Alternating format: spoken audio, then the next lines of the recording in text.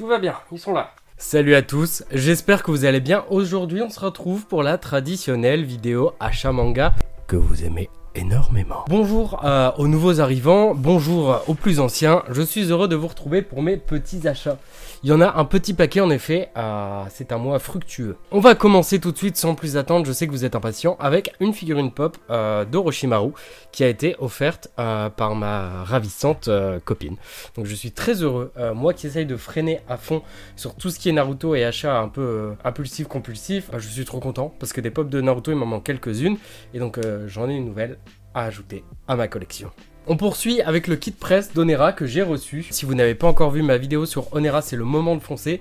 C'est le manga français qui pour moi actuellement a mis la plus grande claque sur ce qui est sorti ces dernières années, je trouve. Franchement cette œuvre a été fantastique et je vous conseille donc d'aller la voir. Et après tout j'en ai déjà parlé. On poursuit avec le tome 6 d'Asadora. J'ai pas encore pris le temps de lire le 5, mais dans tous les cas vous savez c'est Naoki Urasawa, ça restera une œuvre forcément incroyable. J'aime énormément Asadora, c'est juste que j'ai beaucoup de retard sur mes lectures, vous allez le voir avec tout ce qui arrive. On poursuit avec le tome 3 en perfect édition, enfin en édition Hokage de Naruto. Déjà que j'essaye de pas acheter de figurines, alors si en plus ils refont une édition, je suis désolé, j'étais obligé de la prendre. Le papier est un peu plus grand, il y a des pages couleurs, énormément de soucis au niveau de cette édition, donc si jamais vous avez le choix entre les deux, prenez plutôt la classique, je pense qu'elle est meilleure, et sur le final, vous ferez une économie de autant, parce que voilà, je mets le prix là, parce que j'ai pas tous les tarifs en tête, un peu plus cher, un peu plus grande, mais je préfère quand même l'édition normale, je trouve ça un peu plus joli.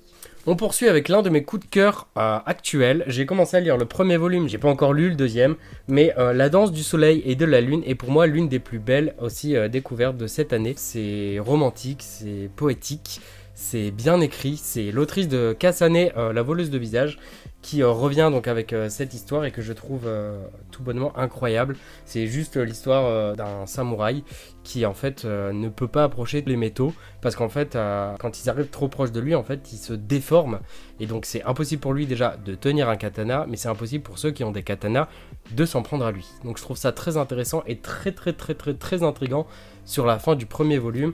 Il y a beaucoup de choses fantastiques dedans et franchement j'adore, je trouve ça vraiment incroyable.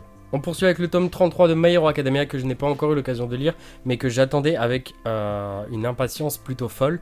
Sachant quand on voit ce qui se passe au tome 32, je ne vais pas spoiler My Hero Academia ni dire trop mon avis à part que j'adore. Mais dinguerie. Je suis désolé, je peux pas en parler parce que s'il y en a qui ont du retard ou qui regardent seulement l'animé, c'est des spoils qui sont beaucoup trop importants pour me permettre d'en parler.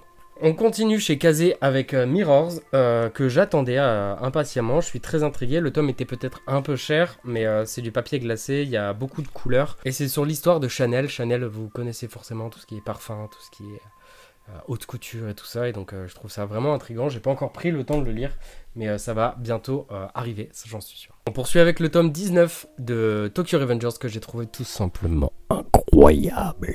Vous le savez, je suis un très grand fan maintenant de Tokyo Revengers et beaucoup de trucs Tokyo Revengers. J'ai acheté la veste du Valhalla, j'ai acheté la veste de Draken pour des raisons, je sais pas, c'est juste des achats que je fais. Au moins c'est des habits donc ça peut me servir. Mais non, Tokyo Revengers, grosse claque, j'aime énormément tout ce qui se passe dans ce tome. Il y a énormément de révélations, pas qu'à nous mais aussi aux personnages sur beaucoup de choses. Et je trouve ça incroyable. On enchaîne avec le tome 8 de Spy Family, bien évidemment en format collector. On sait qu'il y a eu une grosse problème vis-à-vis de Kurokawa avec cette édition où le tome dans ce qu'ils avaient eu de base eux comme échantillon ça rentrait bien, il n'y avait pas de soucis et là il y a des soucis. Moi pour le coup par exemple les petits ex-libris je les ai pas sortis parce qu'ils bougent pas du carton et j'ai peur de les abîmer en les retirant, donc je les laisse. Mais c'est pas grave, ça fait un tome collector en plus. On enchaîne avec le tome 4 de Fortnite of the Apocalypse que je n'ai pas encore lu, j'ai même pas encore lu le 3. Donc j'aime beaucoup le début, je reste un peu mitigé sur tout ce qui se passe après. Mais je vais finir par rattraper mon retard. Hein. Encore un tome que je n'ai pas lu. Le tome 3 de Nova, que série française que j'aime beaucoup chez H2T, qui est très légère. Très tranche de vie avec du fantastique et beaucoup de choses très intrigantes autour de ça, de la science-fiction. J'aime énormément cette œuvre, mais pareil, c'est des bons pavés à chaque fois et ça se lit tout seul, mais je veux vraiment prendre mon temps pour le lire parce que ça fait partie des mangas où j'ai pas forcément envie de rusher juste pour lire l'histoire, mais j'ai vraiment envie de l'apprécier, donc je prends mon temps. J'ai reçu le tome 2 de la part de Nazca Edition, merci à eux, de Soulmate. Je n'ai pas encore eu l'occasion de lire le premier, mais comme c'est une série en 3 tomes, je me suis dit que j'allais tout simplement en fait attendre d'avoir les 3 volumes dans leurs entièretés afin de pouvoir lire l'histoire d'une traite et peut-être en parler en vidéo, mais en tout cas ça arrivera sur Instagram. Je fais ma pub encore une fois. On enchaîne avec un tome toujours de Nazca qui s'agit cette fois-ci de Blossom, ou histoire qui va être très intrigante, médaille de bronze au 14e anniversaire international, machin. Très intrigué par cette histoire parce que c'est une jeune fille qui se cherche beaucoup, et donc je pense qu'il y a un très gros potentiel avec cette histoire. On poursuit avec l'intégralité, messieurs dames, d'une série qui vient de sortir en animé, et je vous annonce officiellement que cette série sera introuvable à part sur des sites de revente de manga et tout ça, parce que tout simplement l'éditeur au Japon le manga a changé d'éditeur au Japon, ce qui fait qu'en France ils ont perdu les droits, et je vous présente et je vous parle bien évidemment de Samidare. Donc il y a l'éditum que je trouve tout simplement une série incroyable, parce que là c'est vraiment pas chevalier sauver princesse, c'est chevalier essaye d'aider princesse et princesse botte des culs, mais de manière assez vénère. Non, franchement, je pense que je vous ferai une bonne vidéo sur le manga, soit l'animé, ou je sais pas, mais dans tous les cas, je parlerai de Samidare parce que c'est une série que j'aime beaucoup et dont on parle très peu au final. Et donc, si jamais vous avez moyen de vous les procurer, foncez. La série est en 10 tomes, sachant qu'ils sont sortis maintenant, il y a un moment que l'animé redébarque. Regardez sur Vinted, mais je pense que les séries complètes vont coûter 1,5 bras, c'est même quasiment sûr. Mais bon courage à ceux qui vont vouloir essayer de se les procurer. L'anime en tout cas, je vous conseille de le regarder, même si pour l'instant il y a quand même quelques petites différences, et certaines que je n'apprécie peut-être pas trop. On poursuit avec les 2 tomes, je reviens chez Kiyun, oui, parce que comme ils sont gros, je les ai mis à la fin, c'est plus simple pour les porter. Mais de Darker Than Black, donc c'est une intégrale en 2 tomes, donc au total il y avait 4 volumes il me semble. Et je ne sais absolument pas ce que ça vaut. Je sais qu'en gros cette édition là est à 3,99 €, donc ça revient à 4 balles. Donc au total ça fait 8 € une série complète en grand format. Et j'aime aussi les grands formats parce que du coup je peux mieux apprécier le dessin, le regarder, travailler, m'en inspirer peut-être. Donc voilà, mais rien à dire sur ça à part que ça fait 2 trucs énormes en plus dans ma collection que je ne vais pas savoir ranger. Et que je ne lirai peut-être jamais aussi accessoirement. Et on va finir avec quelque chose que j'adore recevoir, c'est les bento des films Studio Ghibli. Tout ce qui concerne la bouffe avec Inis Edition, je pense qu'ils m'ont bien compris. Merci encore à eux de me l'avoir envoyé, mais j'adore la bouffe déjà, je pense que tout le monde aime la bouffe.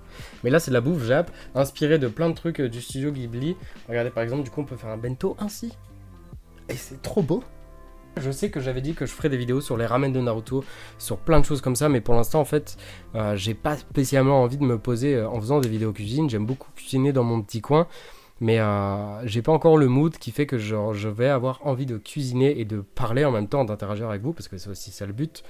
Je pense que ça pourra arriver d'ici décembre, parce que décembre est une période où j'aime énormément cuisiner de plus en plus, et donc je me dis qu'en vrai faire une vidéo cuisine en décembre, ça peut être une bête d'idée. Comme ça motive un peu tout le monde, là, peut-être pas les bento, mais avec des plats chauds, comme ça genre on se motive tous ensemble à cuisiner, ça pourrait être sympa, je sais pas.